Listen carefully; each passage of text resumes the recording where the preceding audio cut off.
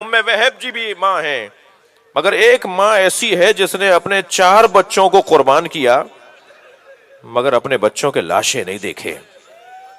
روزانہ جنت البقیع جاتی ہیں، انگشت شہادت سے 4 قبروں کے نشان بناتی ہیں اور 4 قبروں پہ 4 بچوں کے نام لکھ کر کہتی ہیں لا تدونی ام البنین، خبردار مجھے ام البنین نہیں کہا کرو، ام البنین تو بیٹوں کی ماں کو کہا جاتا ہے۔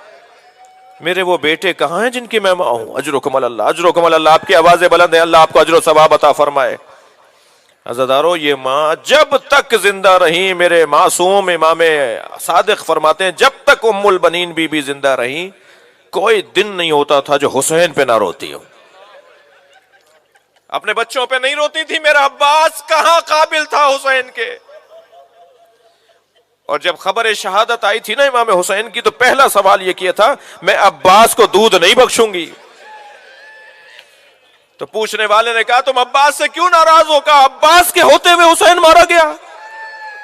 کہا نہیں بی بی، نہیں بی بی، عباس پہلے مارا گیا۔ اور جب جناب زینب سے پہلی ملاقات ہوئی نا واقعہ کربلا کے بعد تو پہلا سوال یہ کیا بتاؤ میرا عباس کیسے مارا گیا؟ فرمایا اماں میرے بھائی کو کچھ نہ کہیے گا، میرا بھائی بازو کٹوا کر شہید ہوا۔ پھر ایک مرثیہ میں کہتی تھی مجھے اتنا تو بتاؤ کوئی بلندی سے گرے اور اس کے بازو نہ ہو تو وہ کیسے گرے گا؟ میرا عباس جب گھوڑے سے گر رہا تھا تو میرے عباس کے بازو نہیں تھے۔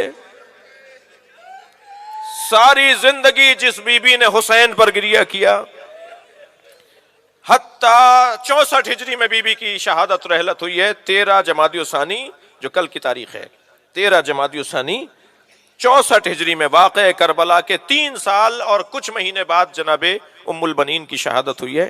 3 سال کچھ مہینے روزانہ مرثیہ پڑھتی تھیں، روزانہ کبھی علی اکبر کو یاد کر کے، کبھی قاسم کو یاد کر کے، کبھی اون و محمد کو یاد کر کے۔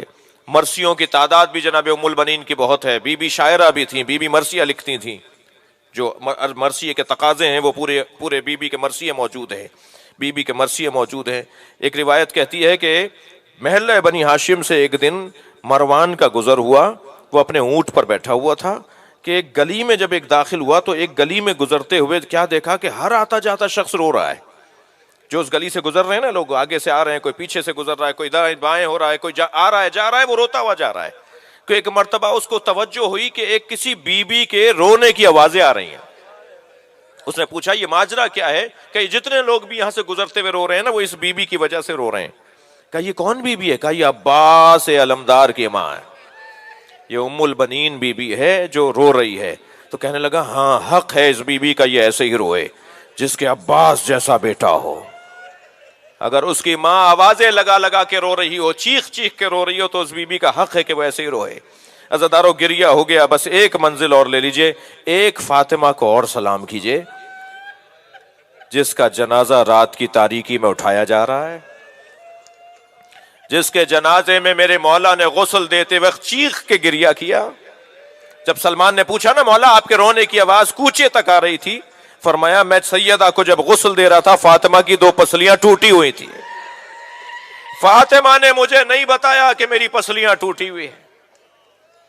آواز دی ہلم یا حسن یا حسین، اے حسن و حسین آؤ اپنی ماں کا آخری دیدار کرو، اے زینب ام کلثوم اپنی ماں کا آخری دیدار کرو۔ اب فاطمہ سے محشر میں ملاقات ہوگی۔ عزادارو وہاں سے جناب زینب آگے بڑھی، سینے پہ سر رکھ دیا، بی بی ام کلثوم آگے بڑھی، پیر پکڑ کے بیٹھ گئیں، امام حسن آگے بڑھے، ماں کی پیشانی کا بوسہ دیا، حسین کو دیکھا کہ دور کھڑے رو رہے ہیں۔ میرے مولا علی نے پوچھا بیٹا آگے بڑھو اپنی ماں کا دیدار کرو۔ کہا بابا میری ماں مجھے چھوڑ گئی، حسین یتیم ہو گیا، میری ماں آج مجھے گلے لگانے کو تیار نہیں ہے۔ بس حسین کی خواہش کا اظہار ہوا، زہرا کے کفن کے بند کھلنا شروع ہوئے، دونوں ہاتھ فضا میں بلند ہو گئے، حسین آگے بڑھے، سینے پہ سر رکھا، میری بی بی نے دونوں ہاتھ پشت حسین پہ رکھ دیے۔ راوی کہتا ہے ہاتف کی آواز آ رہی تھی علی حسین کو علیحدہ کیجئے، اس لیے کہ 2 رونے کی آوازیں آ رہی تھی، زہرا کے رونے کی آواز، حسین کے رونے کی آواز۔ میں مجلس مکمل کر رہا ہوں، میرا بھائی نوحہ پڑھے گا۔ عزادارو کس چاؤ سے، کس پیار سے، کس شفقت سے مولا علی نے مولا حسین کو ماں کی میت سے علیحدہ کیا ہوگا۔ سر پہ ہاتھ پھیرا ہوگا، شفقت سے پیار کیا ہوگا، بیٹا ماں کو رخصت کر دو، بیٹا ماں کو جانے دو، بیٹا ماں کو قبر تک پہنچانے دو۔ سلام ہو سکینہ بنت الحسین پر۔